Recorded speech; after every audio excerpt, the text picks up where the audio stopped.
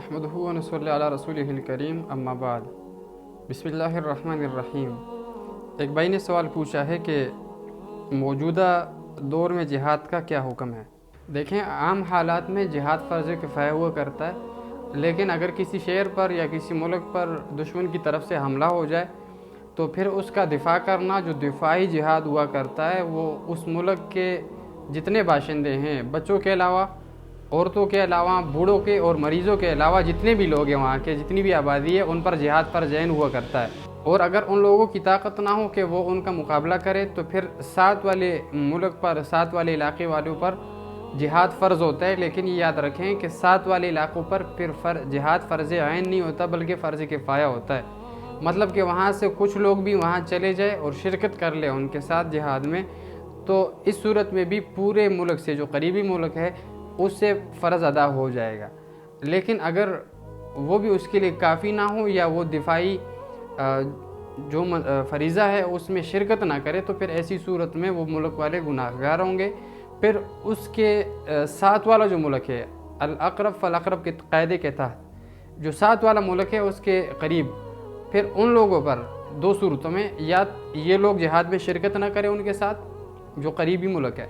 یا یہ ان کے لیے کافی نہ ہو، دشمن کے لیے کافی نہ ہو، تو پھر ایسی صورت میں اس کے ساتھ والا جو ملک ہے پھر اس پر جہاد فرض ہوتا ہے۔ اب جیسے دیکھیں فلسطین پر حملہ ہوا ہے تو فلسطینیوں پر، جتنے بھی فلسطینی ہیں، عورتوں کے علاوہ، بچوں، بوڑھوں اور اسی طرح مریضوں کے علاوہ جتنے بھی لوگ اسلحہ اٹھانے کی طاقت رکھتے ہیں ان پر جہاد فرض عین ہے، ٹھیک ہے۔ اور چونکہ وہ ابھی ان کے لیے ان کی طاقت کافی نہیں ہو رہی، مسلمانوں کی طاقت کافی نہیں ہو رہی، تو ساتھ جتنے مسلم ممالک ہیں عرب کے، ان پر جہاد فرض ہے۔ ان کو چاہیے کہ وہ اپنی فوج کے ذریعے ان کا دفاع کریں، ان کی مدد کریں اور ان کے ساتھ تعاون کریں۔ لیکن اگر یا وہ مدد نہیں کر رہے ہیں اور یا وہ لوگ ان کے لیے کافی نہیں ہو رہے، تو پھر ایسی صورت میں یہ جو فریضہ ہے یہ منتقل ہوتا جائے گا آگے دوسرے ملک کی طرف، تیسرے ملک کی طرف، چوتھے ملک کی طرف، یہاں تک کہ مشرق مغرب تک یہ پھیل سکتا ہے، یہ حکم پھیل سکتا ہے۔ لیکن اگر فرض کفایہ ہونے کے باوجود بھی کسی بھی ملک سے کوئی آدمی دفاعی جہاد میں شرکت نہ کرے ان کے ساتھ، تو پھر ایسی صورت میں پورے ملک کے تمام افراد گناہگار ہوں گے۔ جیسے کہ آج ہم دیکھ رہے ہیں کہ فلسطین پہ، غزہ پہ ظلم ہو رہا ہے، لیکن ہمارے مسلم ممالک 56 ممالک، اب مطلب فلسطین پہ ظلم ہو رہا ہے 57 ممالک ہے، لیکن باقی 56 ممالک خاموش ہیں۔ تو ان کی خاموشی کی وجہ سے وہ لوگ جو عام عوام ہے وہ بھی گناہگار ہو گئی ہے، کیونکہ ہماری فوج، ہمارے ادارے، مسلم ممالک کے جتنے بھی ادارے ہیں، فوجی ادارے، وہ دفاع کے لیے ان کا ساتھ نہیں دے رہے ہیں۔ تو ایسی صورت میں عوام و خواص سارے گناہگار ہوں گے۔ تو ہمیں چاہیے کہ اپنی اس نااہلی پر، اپنی اس بے غیرتی پر، اپنی اس بے ایمانی پر ہم اللہ کے ہاں سر بسجود ہو اور توبہ کر لیں کہ اللہ اتنا بڑا ظلم ہو رہا ہے اور ہماری طاقت نہیں ہے کہ ہم دفاع کریں، ہماری طاقت نہیں ہے کہ ہم وہاں چل کے ان کے ساتھ صف میں کھڑے ہوں اور دشمن کے ساتھ مقابلہ کریں، اور نہ ہماری فوج، نہ ہمارے ادارے اس اہل ہیں، نہ اتنی ایمانی غیرت رکھتے ہیں کہ وہ جائے اور ان کے ساتھ دفاعی جہاد میں شرکت کرے۔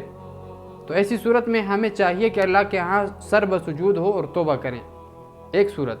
اور دوسری صورت یہ کہ اگر ہم عسکری طور پر تیار نہیں ہیں جہاد کے لیے، نہ جا سکتے ہیں، نہ ہمارے پاس راستہ ہے، تو ایسی صورت میں ہم